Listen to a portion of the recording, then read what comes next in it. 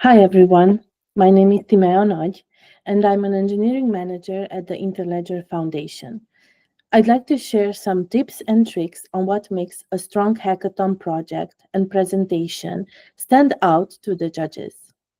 Coming up with a brand new innovative use case for open payments is never easy, and while the judges value originality, they also recognize the creativity in applying the standard open payments flow to solve a real, meaningful problem.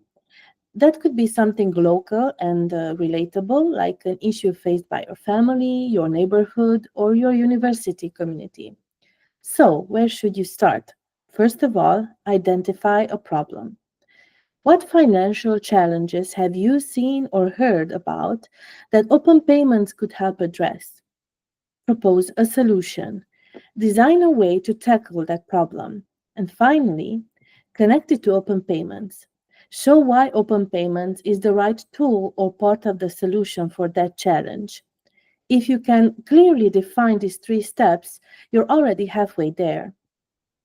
At hackathons, we often see use cases like cross-border remittances, donation platforms, tipping services, recurring subscription systems, utility payments, community savings clubs, or e-commerce platforms.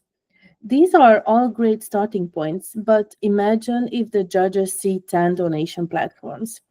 What will make yours different? What sets your project apart? That's the key question to consider before you start building. The building phase is usually the toughest since it requires understanding how open payments works under the hood. But don't worry, you'll have access to mentors who can guide you, answer your questions.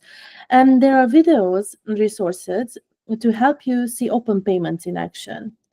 Here's a quick example of a typical open payments flow using Interledger Pay, an easy payments platform with open payments integration.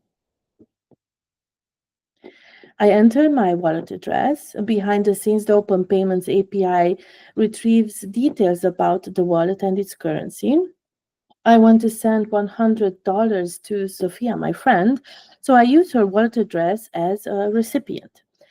A grant request is made to create an incoming payment, then an incoming payment is created for Sophia. After this, another grant request is made to create a quote. Then a quote is created. Since Sophia's currency differs from mine, the quote shows an approximate exchange amount. Then I hit accept. An interactive grant request is made for an outgoing payment. I approve it on my wallet provider's IDP page. And finally, the outgoing payment is created for my wallet. And then payment successful. That's the standard flow, but as a hackathon participant, you can think creatively about where to tweak, pause, or extend this flow to strengthen your use case. That would surely impress the judges. Finally, let's talk about presentations. Judges usually only have 5 to 10 minutes with each team, so preparation is critical. Don't just focus on coding, practice your pitch. The more confident you are when explaining the problem, your solution, and how open payments fits in, the more impact you'll have. And one last tip. Record your demo ahead of time, like I did just now for the Interledger Pay demo. Live demos are great, but technical issues happen. Having a backup recording ensures your project still shines on the stage. Remember, hackathons aren't just about building code, they're about building ideas that can make a real difference. Be bold, be creative, and most importantly, have fun with the process. Now it's your turn. Go build something amazing and good luck.